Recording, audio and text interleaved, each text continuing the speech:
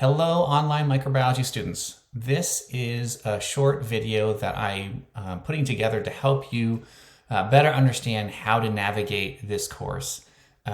Because this is an online, on your own time course, it's really critical that you can find the content that you need and do the things you need to do on the appropriate timeline. And so that's the goal of this video, is to show you the basics of how I have this course laid out. And so hopefully you can follow it.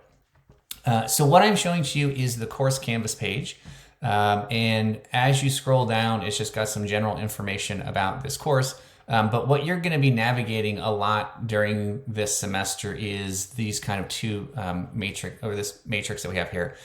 So the first one I want to show you is, it says first week to-do list. And so as that title indicates, this is what you are going to be doing during the first week of this class. So it's kind of things checking off. And you can think of this as kind of the general kind of housekeeping that we would do if we were to meet in person that first day of classes. And so that includes talking about the syllabus and how you earn your grades in this class, etc. And so I'm just going to show you this document really fast. And so it is kind of just a step, kind of walking through this, reading the syllabus and making sure you have the communication set up so that you can receive things from me, etc. Being an online course, making sure you have the appropriate technology is also fairly critical. So spend some time going through this and think of this as what we'd be doing during our first lecture if we were to meet in person. So that's the first thing. So this link, you're really only going to use this one time for this week. Obviously you can go into it and go back to it and revisit it whenever you want, so it will be there, but it's most critical during this first week. So one way that students navigate this course is with this weekly to-do list. And so I wanted to spend some time talking about how this is laid out. So I already have it open. And as you can see, this is broken down by each of the 16 weeks that we have for this course. And so if you're unaware, this is a 16-week class. And so each week there are things that you should be doing and kind of checking off as you go. These are broken down into both lecture components and lab components. So again, if we were meeting in person, then we would have two separate meeting times, one for lecture and one for lab, where we'd be trying to achieve different course objectives. And so I'm going to be delivering each of those items, both lecture and lab, through this weekly kind of to-do list. And so one of the things that you can see to do for the first, during the first week, is that same checklist, that orientation checklist. And so you can look at this and you can see it's the exact same thing that I showed you before. So this is the this first week to-do list. The other things, there's going to be some assignments associated with that orientation. And so these are two assignments that you want to complete during the first week. And so when you click on those, you'll get more information about each of those as well. So that's kind of the general orientation. And so what I want to spend some time talking about is these are the lectures, the first two lectures that we're going to be diving into in the field of microbiology. And so you can see this is lecture 1. It deals with the history of microbiology, and this is lecture 2. And then as we progress in week 2, there's another lecture and then another lecture, so and so on. And so I have them set up in a very similar fashion for all of the lectures. And so I wanted to show you how I have them presented so that you can make sure you're getting the most out of your online, on your own time kind of experience as you're going through and doing each lecture. So I'm going to show you the history of microbiology. I already have the tab open. Okay, so a couple things to be aware of. For every lecture, so again, this is lecture 1, history of microbiology, there is a PowerPoint file that you can download, and I would recommend you do so. Each of you are well aware of what works best for you. Some people like to print out the PowerPoint slides. Others like to have them in a digital form on their computers or on their iPads or whatever device you like to use. But what's going to be really important is that you are taking notes as you're watching the video that corresponds to it. So here is the video where I will go through each of those PowerPoint slides and talk about whatever it is that's important from that slide. And as you might guess, not all the content is embedded in a single slide, but you're going to then, so that's the point of taking notes as you're watching the video. And so having those actual slides where you can annotate them, again, either on paper or digital or however works best for you. So those are two fairly important links for each individual lecture that you're going to be tackling. Excuse me. The other thing that's important to know going in is, what do I need to know for the first lecture exam? And so this link is a study guide that not only includes the lecture 1 information, what you need to know for lecture 1, but it has all of the content that you need to know for the first lecture exam. So you can look at that, again, this is up to individual preference. You can look at that prior to doing the actual note taking and kind of have a baseline of, okay, what do I really want to get out of this lecture? Or some people like to do the lecture and take the notes and then revisit the study guide afterwards to see if their note taking and understanding is going to be sufficient and complete to kind of tackle this study guide. And so the study guides for all of the exams are going to be a Google document. So this is exam 1 study guide, and so you can see what it covers. There's going to be the first 6 lectures are going to be covered on it. And so you can scroll down for the history. So as you might guess, there are important historical figures and there are important terms that you are going to be introduced to. And so looking at this, you can decide, is it helpful to have this kind of open as I'm taking notes? Some people take notes directly onto this and kind of complete this as they go. And one thing to know about this document, this is a Google document that I created, and so you do not have the ability to modify this specific document, because if you modify it, then everybody in the course can see those modifications. And so what you should do is, when you get to this file, you can always go up to File and make a copy of it, and then you'll have your own version of it that you can do whatever you want to it. So you can fill it out and hyperlink it, add links to it, whatever you want to do. But this is another fairly important document in regards to lecture 1. Sorry, I have to find it. So there's the PowerPoint file, there's the video, and then there's the study guide that you're going to be referring to.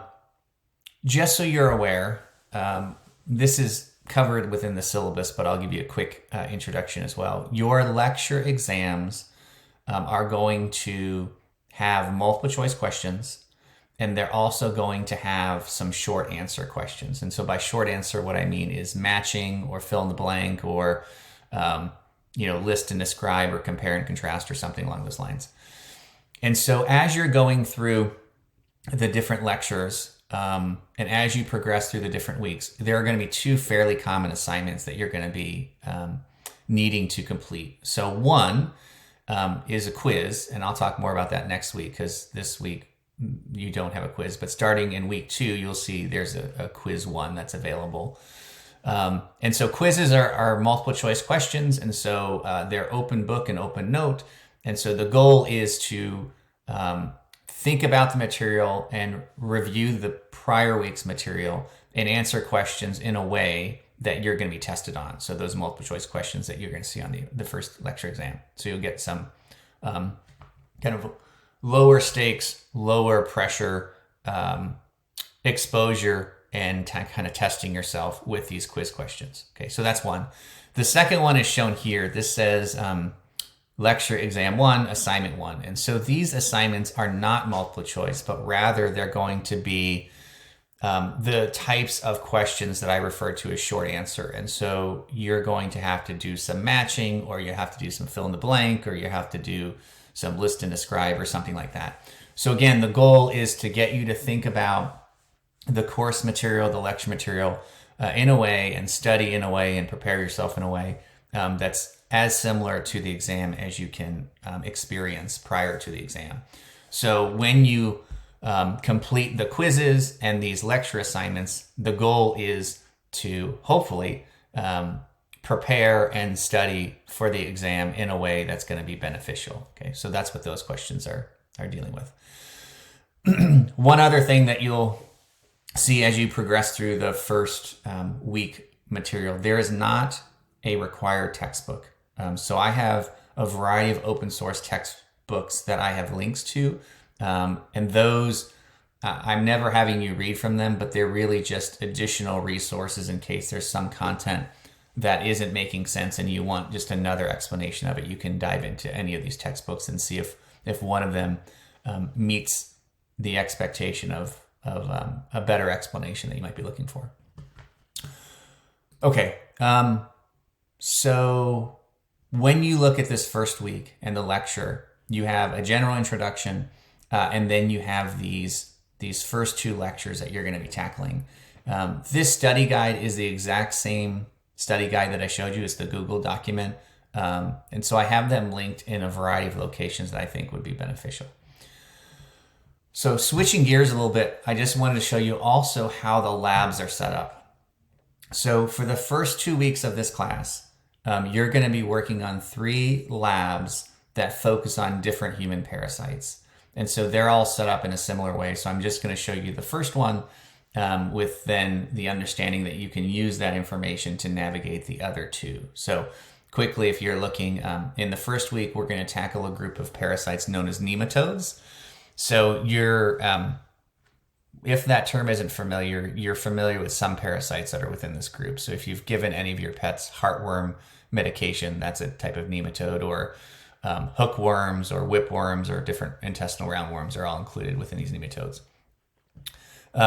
The other 2 groups of human parasites that we're going to cover is next week, and these are platyhelminthes and protozoans. Like I said, they're all set up in a similar way, and so I'm just going to show you this first group known as nematodes, and then based on how they're set up, you can hopefully navigate the other 2 groups when you need to do so next week. So here's the layout. As you can see, it's entitled Parasite Lab Nematodes. Okay, so I do have a video here of how I have this information set up. If you want to watch it, I'm going to give you a short version of it right now. There is, again, a video of me discussing these different parasites. And so this is what you're going to watch and get most of your content from. However, there is also some reading material that I've put together. So these 2 kind of in conjunction is going to be the content. My recommendation would be to read about the parasites first. And so this is going to be a short blurb about the group nematodes and the individual parasites within it. And then this video is going to introduce you to how you can identify and differentiate each of these different parasites. Okay. So before I kind of get into that, let me just back up and then also introduce, this is a different study guide. This is for the lab exam. And so now I've introduced 2 different study guides. One for the lecture exam that you can be working on as you're going through the lecture content. And then this is for our first lab exam. So the content sometimes overlaps, but we also test you both lecture content and lab content. And so this is again, it's a Google study, it's a Google document. And so you can create your own version of this. So make a copy of it and then you can start annotating it. But one thing that I'm asking you to do is identify these different parasites. And so these are scientific names that you're going to be introduced to. So Enterobius formicularis or Trichinella spiralis. Those are different types of parasites that fall under this group known as nematodes. And so as you go through the reading, you're going to be introduced to those different parasites. And then also, this video is going to show you how these different parasites differ from one another as they're viewed under the microscope. So if we were meeting in person, then we'd have microscope slides that we'd look at, and we can talk about those in lab. Because you guys are an online class, those microscope slides I've taken pictures of and digitized, and they are available in this Google photo album. And so when you click on this, this is going to be the photo album dedicated to nematodes. And so some of these, as you click through them, they'll have short descriptions in the bottom left, and then you can move through them, and it's got different information about it.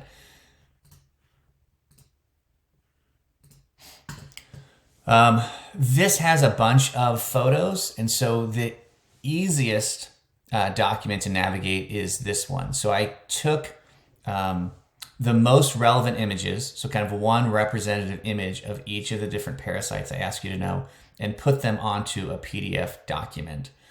And so this document is probably the most beneficial to be viewing as you watch this video where I'm describing how to identify and differentiate amongst the different nematodes. And so in the video, I'll be talking about Ascaris lumbicoides and describing how it looks relative to Enterobius or Trichinella, etc. And so this document is going to be beneficial to have in front of you, again, either a hard copy or a digital copy, so that as I'm talking about these, you can be taking notes so that you're going to be learning how to best differentiate and identify this first group of parasites. So kind of recapping, there's a video of me identifying the different nematodes. As you're watching that video, having this PDF document open and available to take notes on is going to be extremely beneficial so that you can start to learn how to identify each one. Reading about each parasite is going to be beneficial prior to watching the video as well. And then whether you want to do so before or after, or probably ideally both, this study guide is going to let you know what do you need to know for the first lab exam in regards to this nematode portion. Okay, so going back to our weekly task list, I've covered most of what you're going to see on both of these columns, both lecture and lab. The remaining item that I want to bring to your attention is under the lecture side of things. So in addition to what I'm calling our microbiology lectures, there is some amount of basic biological information that is really important to our understanding of microbiological concepts throughout the semester. So this is content that you should have learned in your introductory biology course, whether that was in high school or at the college level. But it's a basic understanding of some principles that we're going to be building upon. And so early in the semester for both lecture exam 1 and 2, there's some basic biology that I'm having you review that can be and will be present on each of these first 2 lecture exams. So this is what I'm calling the core content. So when you look at this, the core content, hopefully this is not going to be, I gotta find where it is.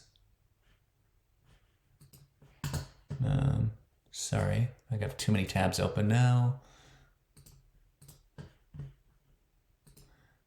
Okay, I guess I have the link here. So here's the core content. It too is a Google document. So again, you can't edit this directly, but you can feel free to make a copy of it.